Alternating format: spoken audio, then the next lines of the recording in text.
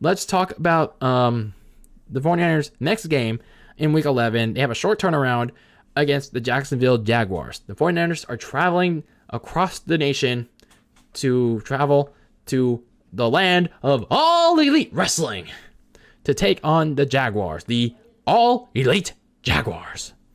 Yeah, they're going to TIAA Bank Field to take on the Jaguars, who have the sexy ass pool. So for the Jags, they're pretty much what everyone has imagined at this point of the season. They are 2-7. This is a team that has not only just sucked, but this is a team that hasn't provided their first overall pick, Trevor Lawrence, much help. Their offensive line sucks. They don't have a receiving game. Marvin Jones, their veteran receiver, has pretty much dipped in the last couple of games.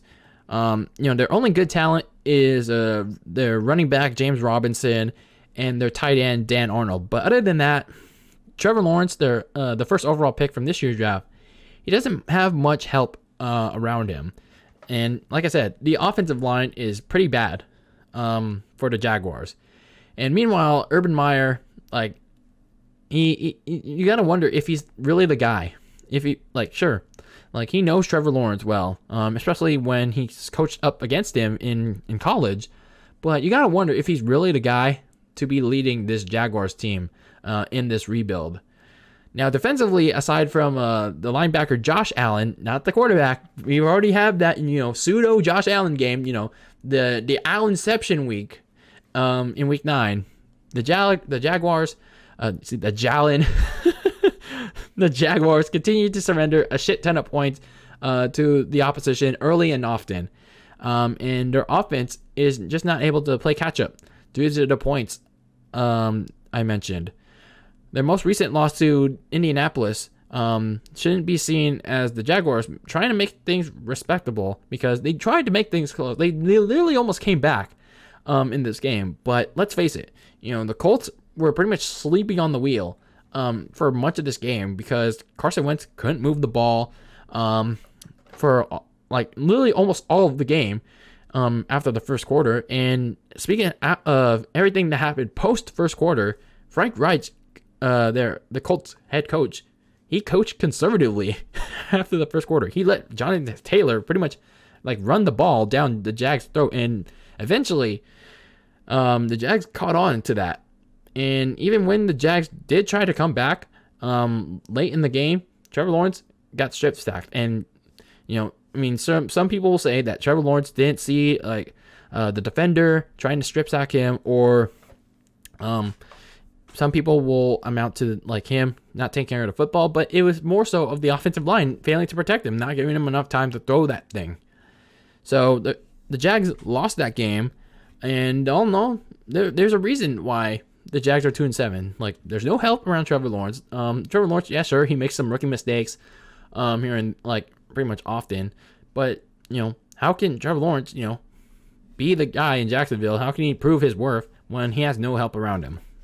Now for the 49ers, they still have plenty to prove, despite their big win against the rival LA Rams. Even this, yeah, they won that big Monday nighter, but they have to prove that this game against the Rams was no fluke. This was no outlier, because like I said, prior to that game against the Rams on Monday night, they've lost 4 of 5, and 3 of those losses were embarrassments at home to the Seahawks, the Colts, and the Cardinals. And those embarrassments were a result of bad, unmotivated play on both sides of the ball and questionable coaching during those losses. And I don't know if they're finally motivated to play some football, and Kyle Shanahan is finally found a winning formula, but we'll see in this game. So they have to prove that their performance all around can carry over, not just in this game against the Jaguars, but the rest of the way. They have one of the easiest remaining schedules in the NFL, at least on paper, because they're playing some teams like the Jags, the Vikings, the Seahawks, in Seattle, mind you, the Bengals, the Falcons, and the Texans and the Rams. The Titans are the only strong team that the Niners are facing. The Rams, we don't know how they'll be towards the end. But other than that, these are winnable games for the 49ers. They can't slip up and fall into dreaded trap games. And as much as I don't want them to make the playoffs, and because if they do, they'll probably slip in the back door with that secondary that still has to prove their worth from that Monday night game, and they could possibly be just trounced in the first round. So to close things out, some keys to victory for this Jaguars team. They got to establish the running game early with James Robinson. I know it's going to be a tough one for him against a Niners defense that doesn't allow too much running yards, or doesn't allow too much aside from the Cardinals game, doesn't allow running backs that much to run past them. James Robinson's got to get going early and often for them because, well, he's one of the only two players for the Jaguars to be productive. And the offensive line has to protect Trevor Lawrence at all costs because Nick Bosa and that pass rush is going to be breathing down in his throat. So that offensive line, or that lack thereof, has to protect him. And no matter what, if he's running out of the pocket or staying in the pocket, I don't think Trevor Lawrence is gonna be able to contain himself. So for the offensive line, they have to protect him, and they gotta get Dan Arnold and Marvin Jones early and often involved. And Marvin Jones has gotta have a better game than the ones he had for the last few weeks because he's been disappearing. He's been a disappearing act for the Jags. Something is been going wrong. I mean, sure, Jamal Agnew for the Jags, their other receiver, has been having a better connection with Trevor Lawrence as of late, but Marvin Jones has to step up to help out Agnew and Dan Arnold because the Niners are probably going to target James Robinson, Dan Arnold, and Agnew on Sunday. Now for the 49ers. They got to attack that very weak offensive line to both sack Trevor Lawrence and pressure him into mistakes because by pressuring him, by blitzing him, they're gonna force him into mistakes. Trevor Lawrence gets very rattled easily, and once he gets rattled, he'll make a lot of mistakes. And Jimmy G, he's got to have another mistake-free game for the better part of 2 games, actually 3 games. He's had a pretty good game. He had some pretty good games. And he didn't turn over the football. He's also been pretty precise, other than the usual high kneecapping throws. But he's been pretty careful with the football. He's been pretty careful with it.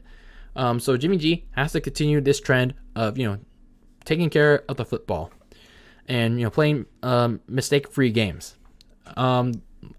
Same thing with the Jags. The offensive line must continue to protect Jimmy G. This is another good game against the Rams last week, where the 49ers allowed pretty much no sacks against Jimmy G.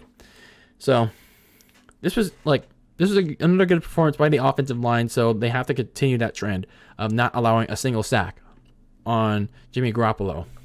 The defense, especially the secondary, has to follow up their success from the Rams game and carry that over into Jacksonville against the Jaguars. They gotta match up one-on-one with Arnold, Marvin Jones, James Robinson, pretty much almost everyone that's on the Jaguars if they want to have success against them. So they can't let the Jaguars, however they think how good they are, they can't let them run over them. And my last key to victory for the 49ers, for this, if they want to win this game, for the love of God, they're going to Jacksonville. They're going to play in this stadium. For the love of God, especially to George Kittle, please, please, please do not represent All Elite Wrestling. Please don't. Please don't wear any regalia. Please don't make any custom-made cleats centered around AEW. Like, look what happened to Stephon Diggs last week, or was it 2 weeks ago? Whatever. Look what happened to Stephon Diggs when he made some custom-made AEW drip. Look what happened. He was a disappearing act, and he rendered Josh Allen and the Bills into an Allenception. They lost the game. So, I know George Kittle loves wrestling. I know some of these players also love wrestling on the 49ers. But for the love of God, please do not fall into the trap of the cucks of suck. Please don't fall into the trap of Kenny Orgia. Please do not fall into that trap of wanting to represent AEW. Please don't. Please don't fall into that kicks and flips and all those spot orgy bullshit. Please don't. We don't need that here. You want to represent a good wrestling company, for even how shitty pro wrestling is. But don't represent like the honest to God worst one. So those are my keys to victory. Those for the 49ers. Like from here on out, I mean, these are winnable games. It's just a matter of can they execute? Can they follow up their success from the Rams game and carry it over to this rest of season stretch, starting with the Jaguars in the land of all elite wrestling? We'll find out on Sunday.